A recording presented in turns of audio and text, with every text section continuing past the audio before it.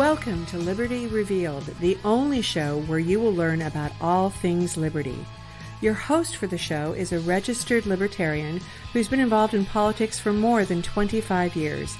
He has a passion for teaching others about the concept of personal liberty. Please welcome your host, Mike Mahony. I am a big believer in personal liberty. To me, my rights end where your rights begin. What this means is laws should ensure that your freedom to live your life as you choose does not impact everyone else's freedom to live their lives as they choose.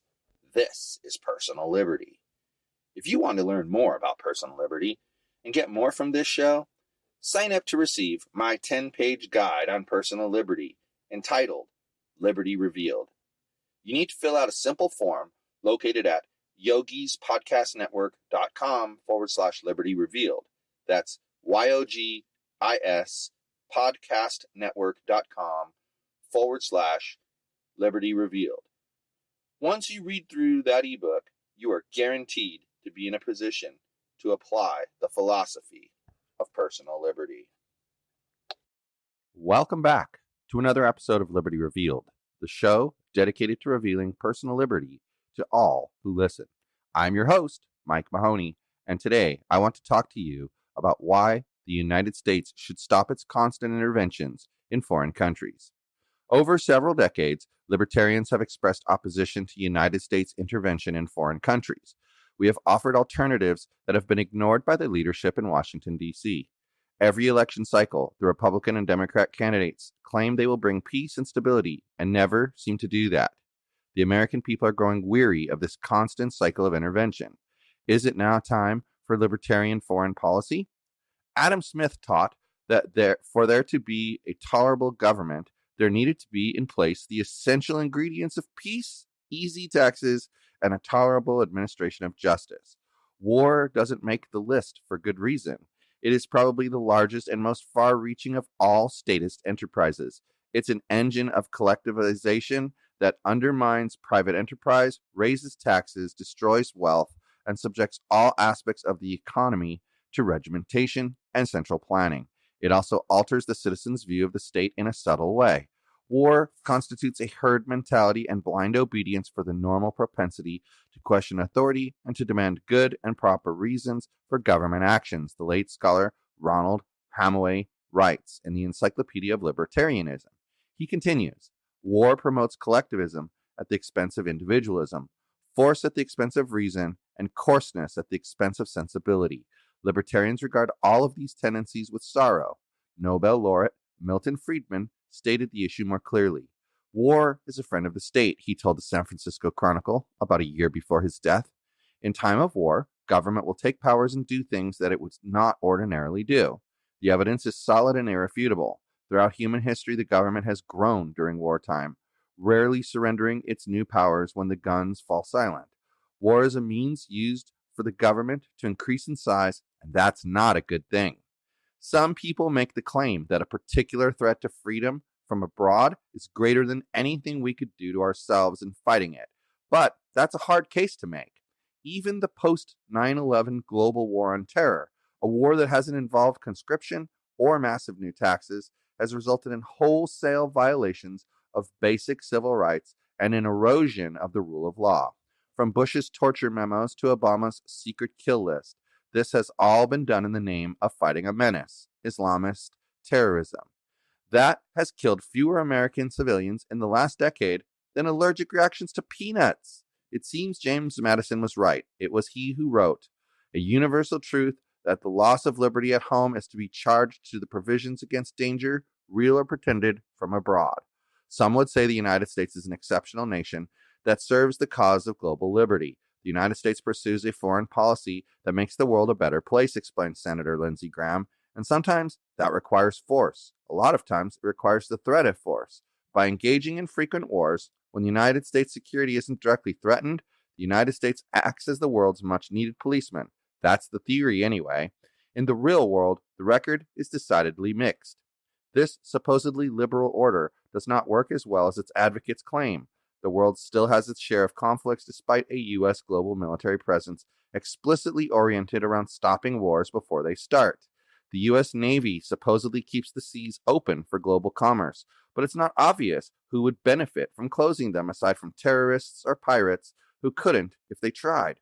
Advocates of the status quo claim that it would be much worse if the United States adopted a more restrained, grand strategy, but they fail to accurately account for the costs of this global posture, and they exaggerate the benefits. And of course, there's the obvious case of the Iraq War, a disaster that was part and parcel of this misguided strategy of global primacy. It was launched on the promise of delivering freedom to the Iraqi people and then to the entire Middle East. It has had, if anything, the opposite effect. Libertarians harbor deep and abiding doubts about the government's capacity for effecting particular ends, no matter how well-intentioned. These concerns are magnified, not set aside, when the government project involves violence in foreign lands. In domestic policy, libertarians tend to believe in a minimal state endowed with enumerated powers dedicated to protecting the security and liberty of its citizens, but otherwise inclined to leave them alone. The same principles should apply when we turn our attention abroad. Citizens should be free to buy and sell goods and services, study and travel, and otherwise interact with peoples from other lands and places, unencumbered by the intrusions of government. But peaceful, non-coercive foreign engagement should not be confused with its violent cousin, war. American libertarians have traditionally opposed wars and warfare, even those ostensibly focused on achieving liberal ends. And for good reason. All wars involve killing people and destroying property. Most entail massive encroachments on civil liberties, from warrantless surveillance to conscription. They all impede the free movement of goods, capital, and labor essential to economic prosperity. And all wars contribute to the growth of the state. It is my own personal belief that when something isn't working, we should stop doing it.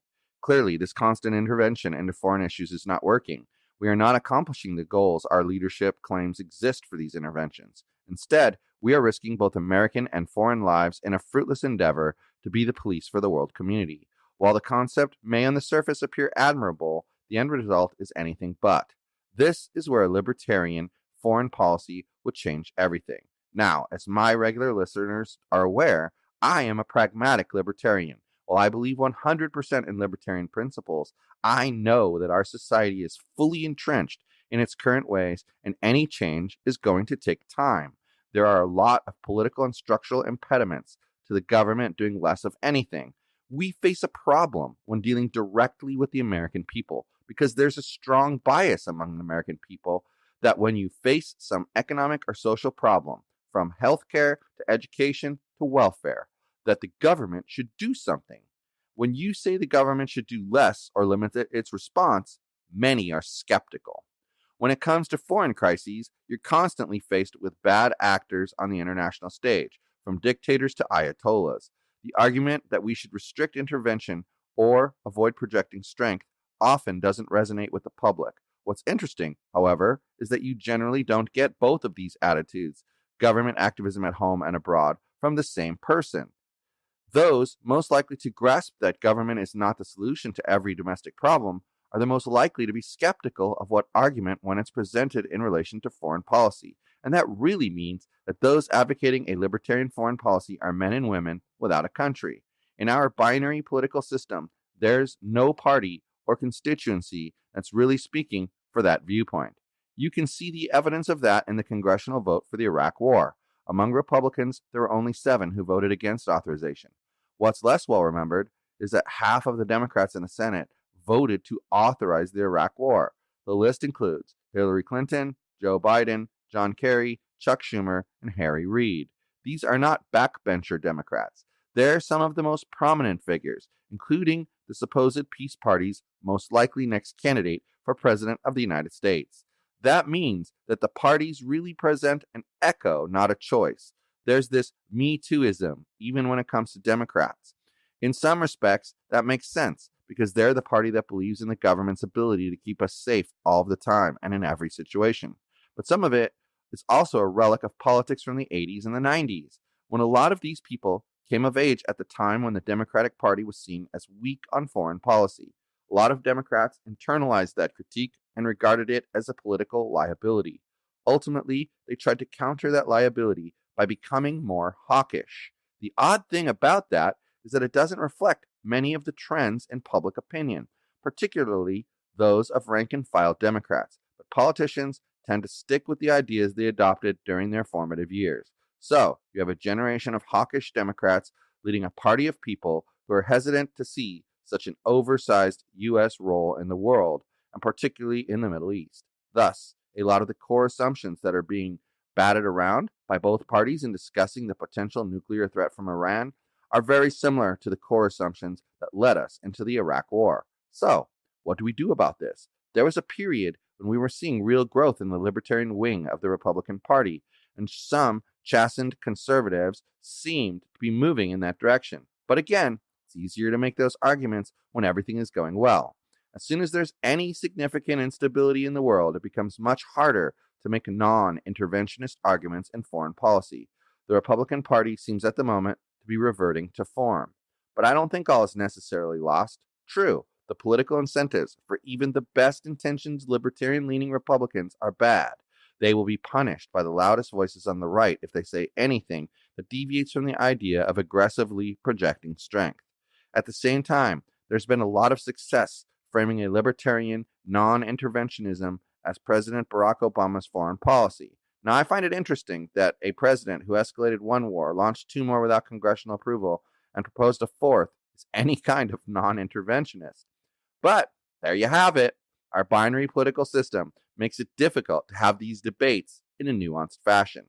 On the positive side, I've always argued that the need to get people who are engaged in economics, those conservatives and libertarians who specialize in fiscal areas, to be a little more vocal on foreign policy.